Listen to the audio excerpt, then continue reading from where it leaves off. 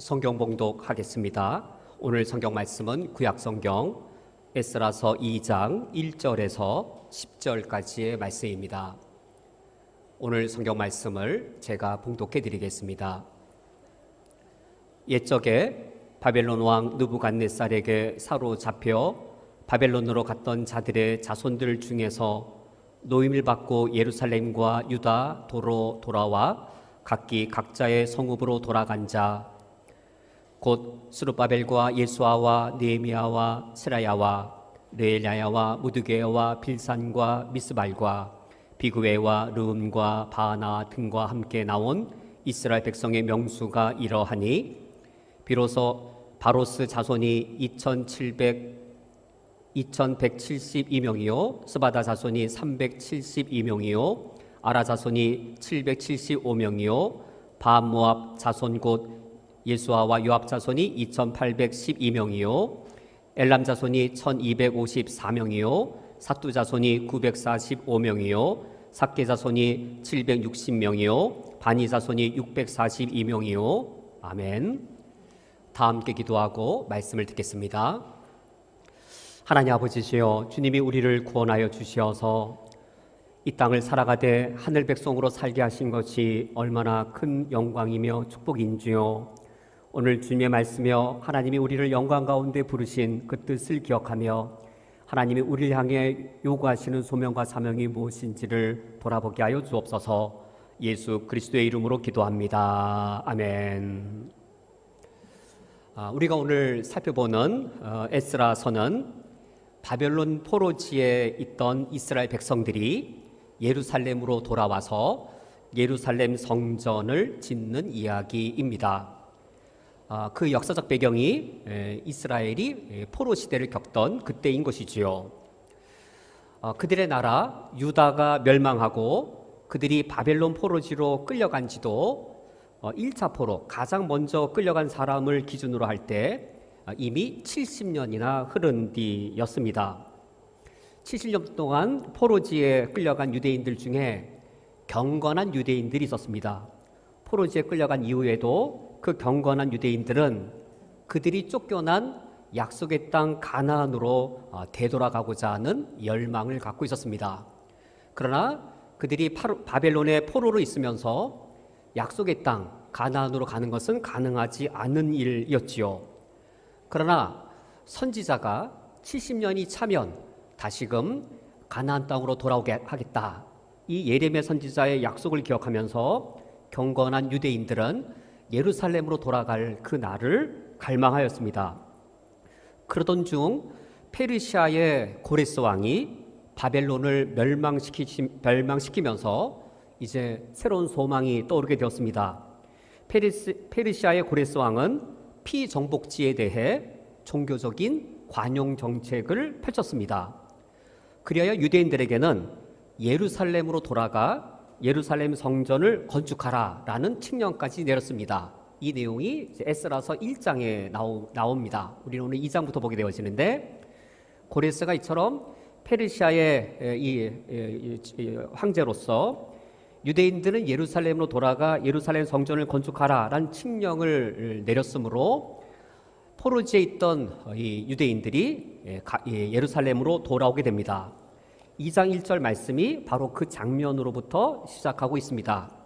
2장 1절 말씀에 옛적에 바벨론 왕 느부갓네살에게 라고 할 때 이 옛적이란 1차 포로를 기준으로 했을 때 70년 전입니다.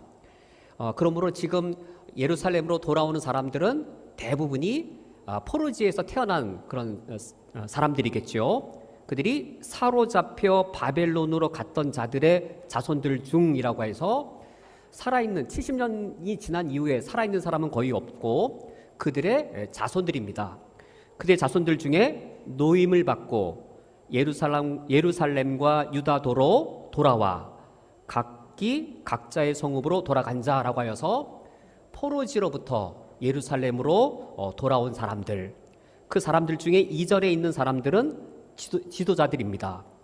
2절에 보면 스룹바벨, 예수아, 느헤미야, 이 정도까지가 우리가 알 수 있는 지도자들이고 그 외에 열거된 지도자들은 우리가 잘 알지 못하지요.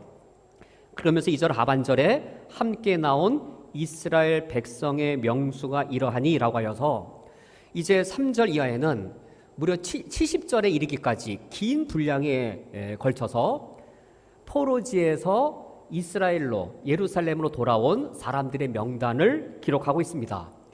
이 장 대단히 길지요. 왜 이처럼 긴 분량에 걸쳐서 2장 70절에 해당되어지는 긴 분량에 걸쳐서 돌아온 사람들의 명단을 기록하고 있는 것인가? 우리가 그 사람들의 이름을 보면 우리가 알 수 있는 사람은 거의 없습니다. 대단히 긴 명단을 소개하고 있는데, 그러면 상당히 많은 수가 돌아왔을까요? 소수가 돌아왔을까요? 이스라엘 백성들은 포로지에 끌려가서 약속의 땅, 우리 조상 아브라함에게 준 가나안 땅으로 돌아가자라고 하는 열망들이 경건한 그리스도인들 속에 있었는데, 다수가 돌아왔을까? 소수가 돌아왔을까?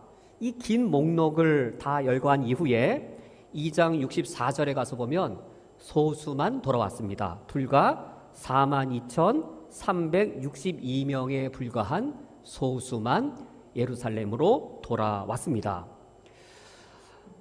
이 소수 사람들, 이들은 과연 누구일까? 그리고 왜 소수밖에 돌아오지 않은 것인가? 그 이유는 이들이 이미 70년 동안 바벨론 땅에 살면서 이미 그 땅에 정착한 사람들이었습니다.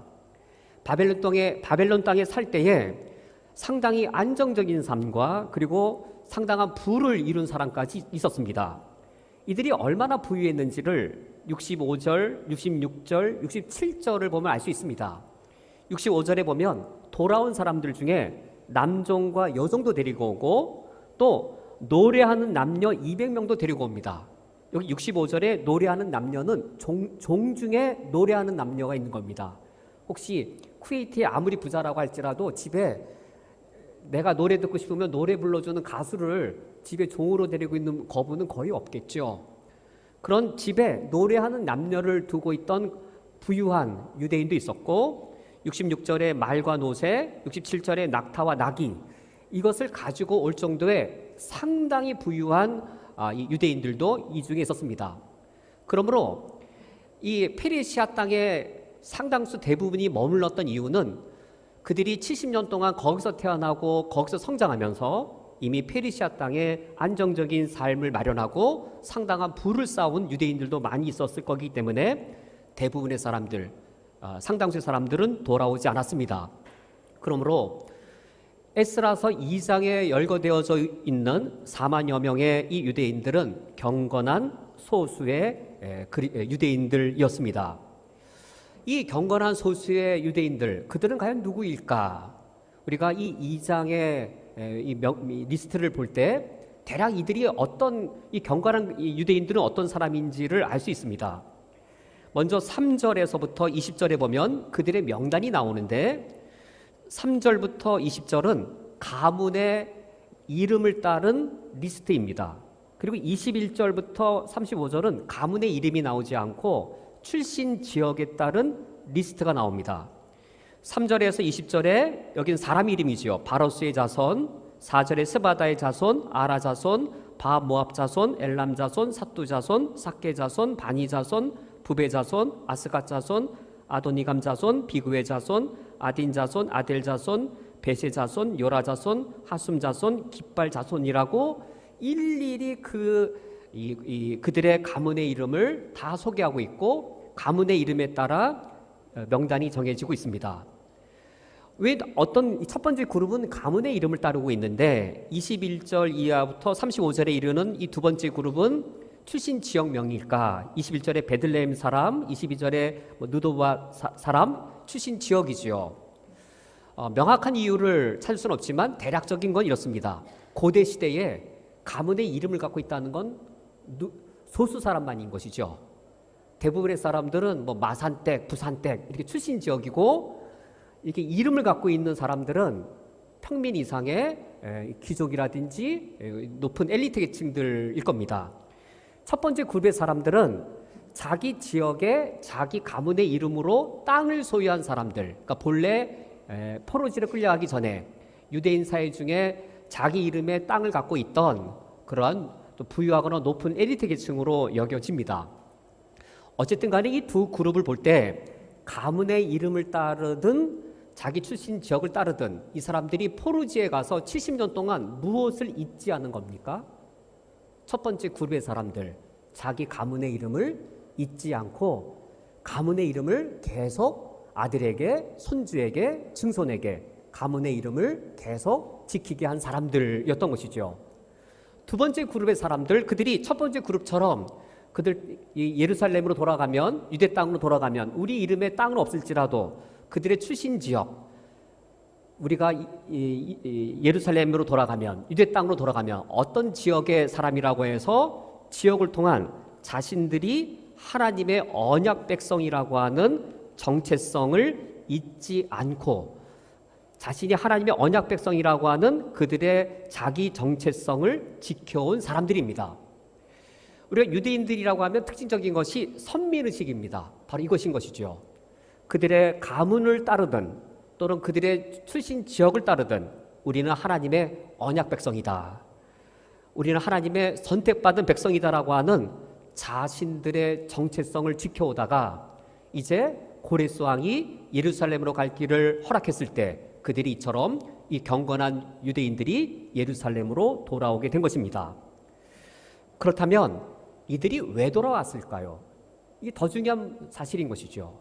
이들이 포로지에 끌려간 이후에 이미 그들이 70년간 살면서 그곳에서 안정적인 삶과 또 상당한 부까지 이미 확보한 사람들인데 왜 그들이 포로지에서 이처럼 모든 재산들 다 위험을 감수하고 예루살렘까지 오게 된 것인가? 우리가 그 이유를 36절 이하에 나오는 목록을 통하여 알 수 있습니다. 우리가 이스라엘 백성들의 이 숫자를 계수할 때 12지파를 먼저 계수하고 그 다음에 남는 지파가 12지파 외에 이제 레위 지파와 제사장들인 것이죠. 36절에 제사장들이 계수됩니다. 36절에 제사장들은 예수와의 지배라고 하면서 여다야 자손이 나오고 37절에 임멜, 38절에 바술, 39절에 하림 자손, 이 제사장 자손들이 나옵니다. 그런데 이 앞에 두 가문을 따른 사람들 그리고 출신 지역을 따른 사람들과 숫자를 비교해 보면 제사장의 숫자가 상당히 많다는 걸 알 수 있습니다. 36절에 여다의 자손은 973명이고 임멜 자손은 1052명, 바술 자손은 1247명, 하림 자손은 1070명이어서 다른 사람들에 비해 제사장의 비율이 상당히 많은 것을 알 수 있습니다.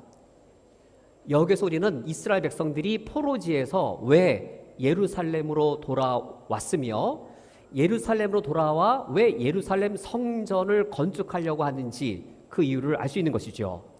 그들이 예루살렘으로 돌아온 목적은 성전의 회복이었습니다. 성전을 건축하여 성전을 회복하는 것이었습니다. 그들이 포로지에 끌려갔을 때 경건한 그리스도인들은 이것을 어떻게 해석했을까요? 그들이 바벨론 땅에, 그들이 페르시아 땅에 그들이 고위 관료가 되고 그리고 높은 지위를 얻었을지라도 그들은 그것이 만족스럽지 못했습니다. 다니엘과 같은 사람은 고위 관료가 되었죠. 포로지로 끌려갔지만 높은 지배계층이 되었지만 그러나 경건한 유대인들은 그들의 안락한 삶에 만족할 수 없었습니다. 그들은 자신의 현실을 이렇게 해석합니다. 우리 하나님께서 우리 조상 아브라함에게 약속의 땅 가나안 땅을 주셨다. 하나님께서 우리와 언약을 맺으시고 언약의 땅을 가나안 땅을 우리에게 유업으로 주셨는데 우리가 하나님과의 언약을 깨뜨렸다. 우리가 바알을 섬기고 아세라를 섬김으로 하나님과의 언약을 더럽혔다. 그러므로 하나님께서 이방 바벨론을 통하여 하나님의 선민이 우리를 멸망시키셨다. 그리고 저 영화로운 예루살렘 성을 무너뜨리고 예루살렘 성전도 다 더럽힌 바 당하게 했으며 그리고 거룩한 백성이 우리들을 가나안 땅 바깥으로 내쫓으셨다. 이것이 그들에게는 가장 견디기 힘든 사실이었습니다. 페르시아 땅에, 바벨론 땅에 성전이 없습니다. 성전이 없는 가운데 그들은 하나님께 제사를 드릴 수가 없습니다. 하나님께 예배를 드릴 수가 없습니다. 그들에게는 영적인 갈망이 있었습니다. 우리가 바벨론 땅에, 페르시아 땅에, 우리가 이스라엘 나라에서도 엘리트여서 우리가 이 바빌론에 와서도 고위 관료로 풍요롭게 살지만 성전이 없는 곳, 하나님께 예배드릴 수 없는 곳, 언약 백성인 우리가 이곳에서 이방 나라에서 사는 것, 경건한 유대인들은 그것을 견딜 수가 없었습니다. 그들은 예레미야 선지자를 통하여 약속하신 70년이 지나면 다시금 가나안 땅 예루살렘으로 돌아오게 하여서 예루살렘 성전을 다시 짓게 하겠다라고 하는 예레미야의 예언이 성취되기만을 기다렸던 경건한 유대인들이었습니다. 고레스 왕의 칙령을 통해 그들이 예루살렘으로 돌아가고자 할 때 단순히 고국으로 돌아가는 것이 목적이 아니었습니다. 그들이 돌아가고자 한 것은 우리는 하나님의 언약 백성이다. 다시금 우리가 하나님과의 언약, 우리가 율법을 어겨서 하나님과의 언약을 더럽힘으로 언약의 땅에서 쫓겨났던 것, 우리가 하나님께 회개하고 하나님의 언약 백성으로 회복되자 라는 이유와 동기에서 그들이 예루살렘으로 돌아간 것이었습니다.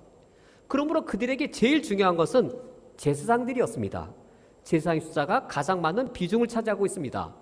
그러나 성전 예배의 회복을 위해서는 제사장만 필요한 것이 아니지요. 누가 필요하냐면 40절에 레위 사람들이 필요했습니다. 레위 사람만 필요한 것이 아니라 41절에 노래하는 자들은 아삽 자손 128명이요 라고 하여서 지금 찬양대죠. 찬양대인 아삽 자손이 필요했습니다. 그리고 42절에 문지기의 자손들도 필요했는데 이 문지기란 단순히 성전 문만 지키는 것이 아니라 예루살렘 성전의 문을 지키면서 예루살렘 성전 안에 집기와 성전 기구들을 관리하는 역할이었습니다. 그리하여 이들의 리스트에 레위 사람, 노래하는 자들, 그리고 문지기의 자손도 포함되어 있습니다. 그리고 매우 놀라운 사실은 43절부터 58절까지 이르는 매우 긴 빽빽한 분량의 이름들입니다. 누구일까요? 43절에 느디딤 사람들은 이라고 하면서 시아 자손, 하수바 자손, 답바요 자손으로 시작하여 무려 54절에 느시아 자손과 하디바 자손이었더라 라고 느디딤 사람들이 43절부터 54절까지 엄청나게 많은 분량으로 소개되고 있대 누구 자손, 누구 자손, 누구 자손 아주 세세히 소개되어지고 있습니다. 제사장 가문도 간략하게 소개되어지고 있는 것에 비해 느디딤 사람들은 아주 많은 분량에 아주 세밀하게 이 자손들을 소개하고 있는데 이들은 누구냐면 종입니다. 이름들이 유대 이름이 아닙니다.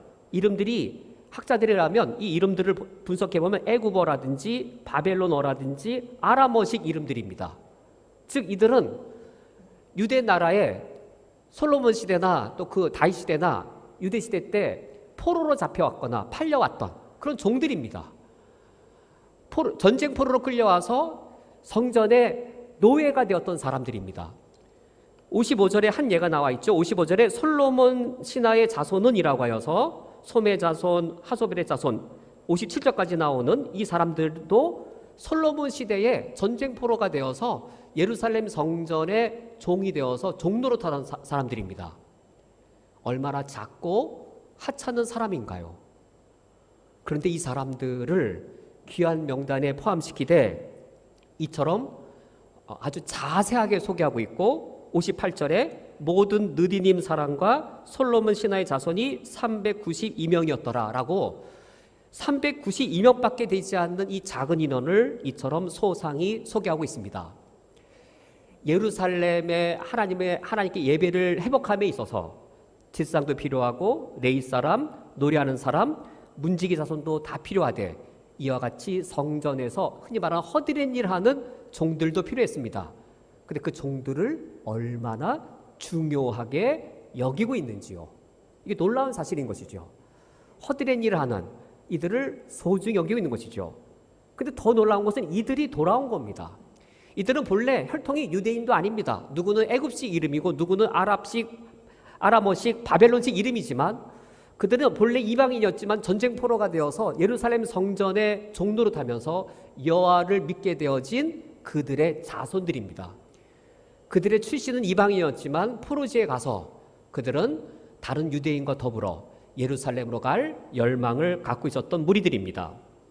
그리고 59절부터 63절에는 여기로 58절로 목록이 끝납니다. 58절로 목록이 끝나는데 59절부터 63절에 부록처럼 달려있는 두 그룹이 있습니다. 이들은 이스라엘로 확인되지 않은 사람입니다. 같이 예루살렘으로 돌아가는 귀한 무리에 있는데 당신이 정말 이스라엘 사람 맞아? 어느 가문입니까? 저 가문 모르겠는데요. 어느 지역 출신입니까? 내가 베들레헴 출신인지 잘 모르겠는데요.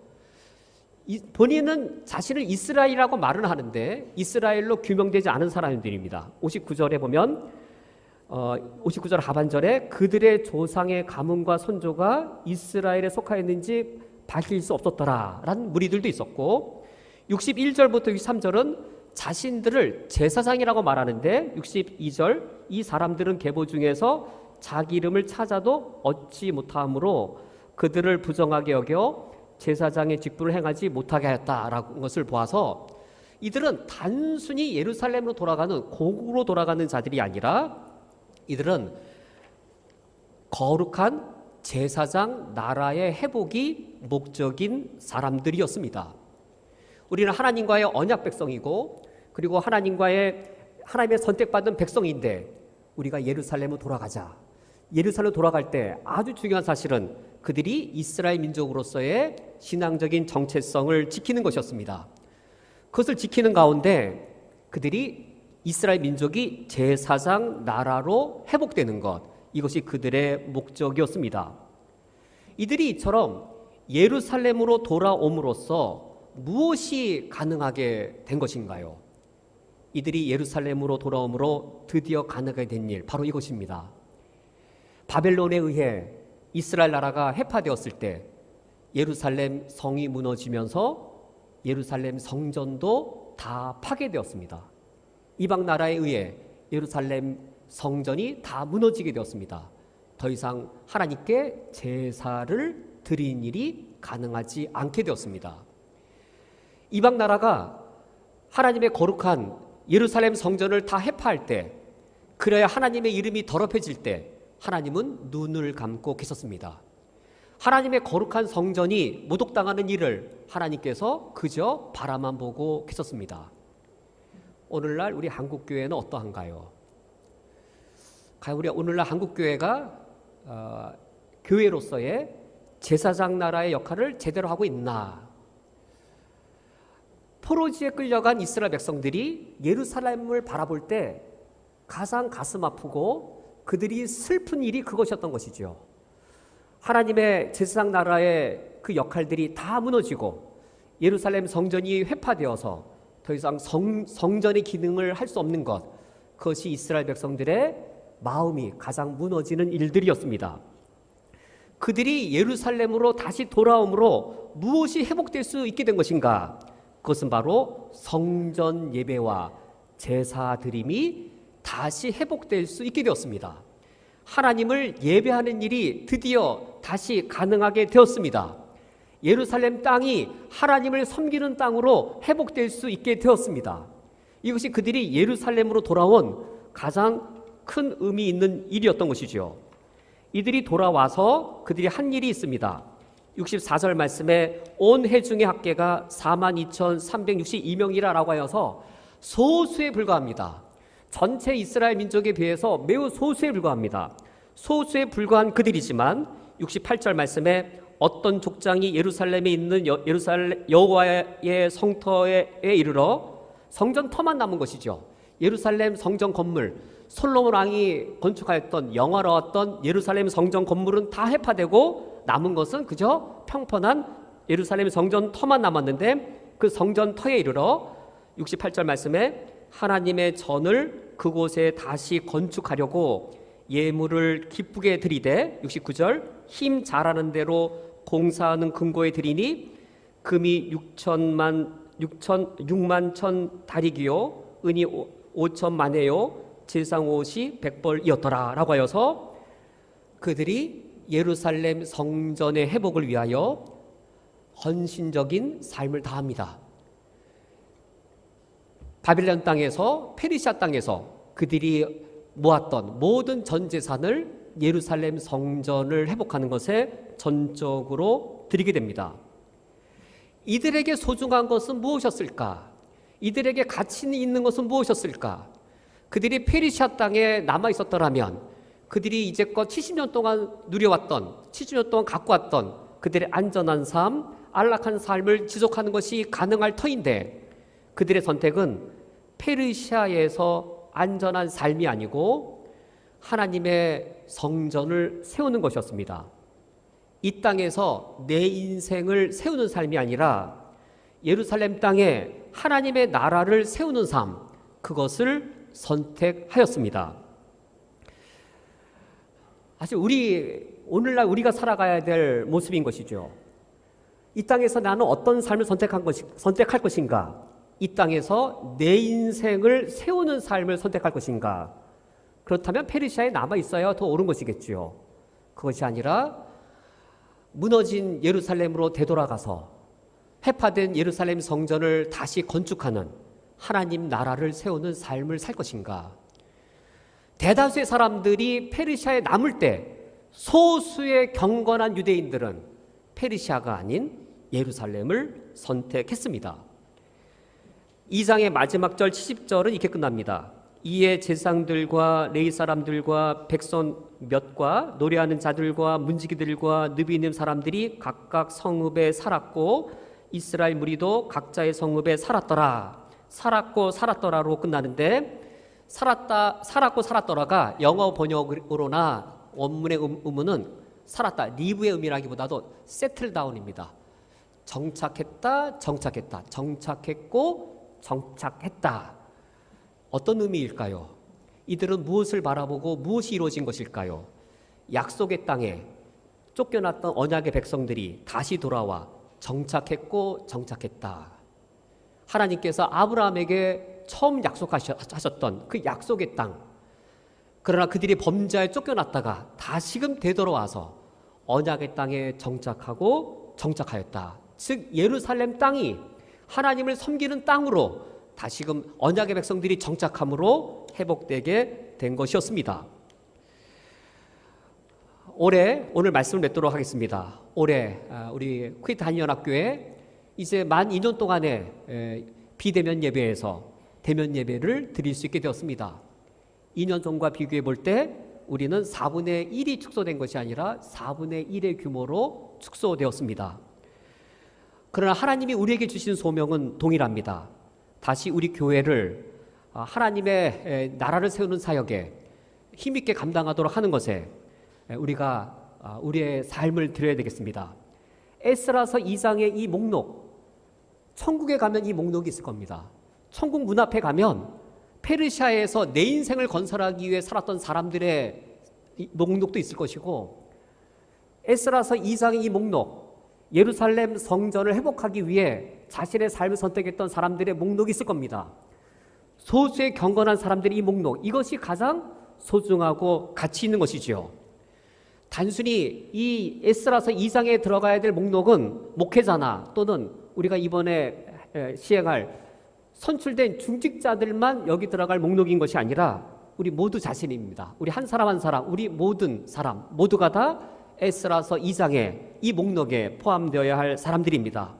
이 시간 오늘 말씀을 기억하며 우리가 함께 다짐의 기도를 드리기 원합니다. 하나님, 내가 페르시아에 내 인생을 건설하는 삶을 선택하는 것이 아니라 하나님의 나라를, 하나님의 성전을 회복하는 것에 내 삶을 드리게 하시고, 올 2022년도에 우리 교회가 새롭게 모양새를 갖추고 뜻을 갖춰 나갈 때에 내가 거기에 에스라서 2장의 목록에 내 이름이 있게 하옵소서. 그리고 올해 중직자를 선출하는 처음부터 마지막의 과정에 하나님의 선한 인도하심이 있기를 원합니다. 우리가 이상의 기도 제목으로 함께 다짐의 기도를 드리시겠습니다.